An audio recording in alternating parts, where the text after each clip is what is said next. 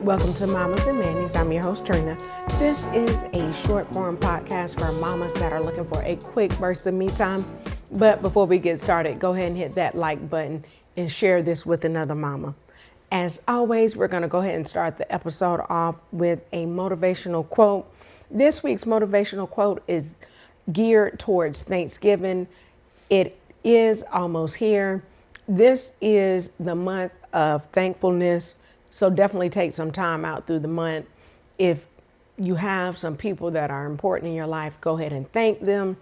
If you want to do something special for them, definitely go ahead and do it this month.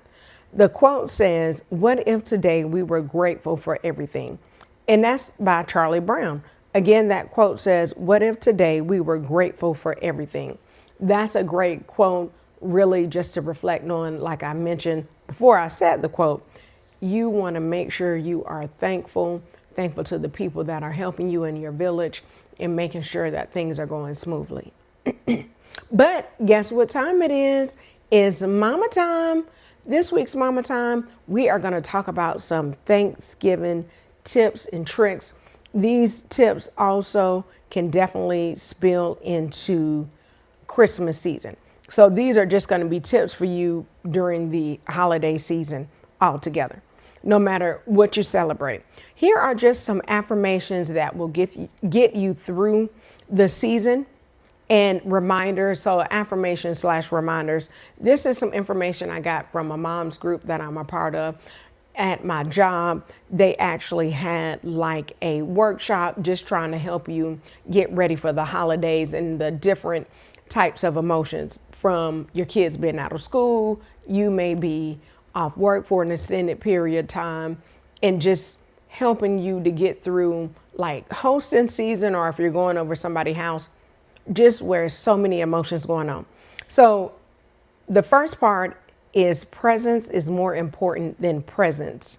I think this is something really important that should be stressed. You can start it off in the month of November. That way it spills over into the month of December, especially when your kids sometimes seems like they're focused on toys, and presents.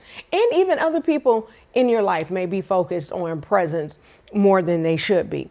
Just remember that your presence with those people do make a difference. So if you're like me and you have to work on Thanksgiving, or if you have to work on Christmas, try to spend that time with family and friends before the holiday or even after the holiday. That way your presence can be felt. The next one is spending so much time together can be hard. I did mention this briefly. Think about it, for Thanksgiving, your kids are out of school for a whole week. Now, if you live in like a city or a state where, or even just, your part of the world, if your kids are not out of school for a week during the Thanksgiving break, even if they're out like Wednesday, Thursday, and Friday, that's still a long time, especially when you're used to your kids going to school Monday through Friday, or even if you're at work 5 days a week. Another thing for the Christmas or the holiday break, think about it. They're out of school for 2 weeks. Some kids may be out of school, maybe even for 2.5 weeks. So really trying to figure out ways to keep your kids occupied, or even having them come up with ways. This is a great time. Like, you have a few weekends before Thanksgiving comes up. And of course you have about 6 weeks before the Christmas holiday comes up. But telling your kids, hey, think of some things that you guys can do. Do they want, and coloring books are for all ages, even adults. So do they want some coloring books? Do they want to check out some, inexpensive books that they can read? Maybe some educational podcasts that they can catch up on. Those are some great ideas that you can go over and let your kids look through a list. That way they can think of some things they can do while they're off. Another one, being out of routine is hard. The holiday season, especially when your kids are out of school, and even just in general, the holiday season, because your kids may not be involved in sports because maybe it got a little bit colder. So you're going to be out of routine. Your kids, I know my kids for my age, like early elementary school kids, they like the routine of school. So they like getting up. They may not want to get up at like 6:30, but they like getting up at 8 o'clock. Getting your teeth brushed, things like that. If they like to go ahead and get up and get dressed, then they're looking for breakfast. That's their routine. Around 11 o'clock, they're looking for a snack. 1 o'clock, your kids are like, hey, where's lunch, lady? So, and then of course they want to eat dinner around the same time that you eat dinner. That's hard, especially for a mom. That's even hard for kids, for them to understand, hey, you don't have to eat all the time, every 2 hours. You don't have to do that. You're not at school. We're not doing as much movement as we would be at school. We're not walking around. We may be watching TV. One other thing you could do is just some different ways to combat that. Let's say your kids are really hungry. For some reason, all kids are hungry during breaks. Think of some great, quick, since I'm talking about meals, recipes you can make. Can you make like the yogurt bark, which is just Greek yogurt, put it on a parchment paper on a cookie tray, empty that whole container out, get like the family size, empty it out on that cookie tray, spread it out. You can put some fruit in it, pop it in the freezer. I think it at least probably needs to sit in the freezer maybe 2 to 4 hours. I think we did ours overnight to make sure it was hard. That's a quick little snack your kids can get on their own. Another great snack is granola. You can look up, this is what we use in our house, is the Neely recipe. I don't know if you watch not Food Network, I'm sorry. Back in 2000, I'm trying to think, when did they come out? Probably when I was out of school, like around 2010s, maybe late 2000s. But it used to be a married couple on Food Network, and they had a great recipe for granola. Food Network actually still has that recipe. I actually use it. I think that's a great one. But just think of like some quick, inexpensive snacks that your kids can actually eat. That way they're not eating you out of house and home. So that's just one thing to touch on with routine being hard. The next one is I am not alone in my parenting challenge.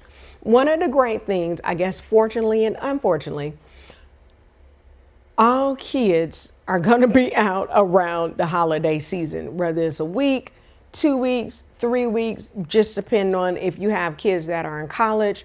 Think about it, they're out of school, I think, depending on the school, for the whole month of December. So that's something hard. It's something maybe what you can do if your kids are old enough to understand boundaries.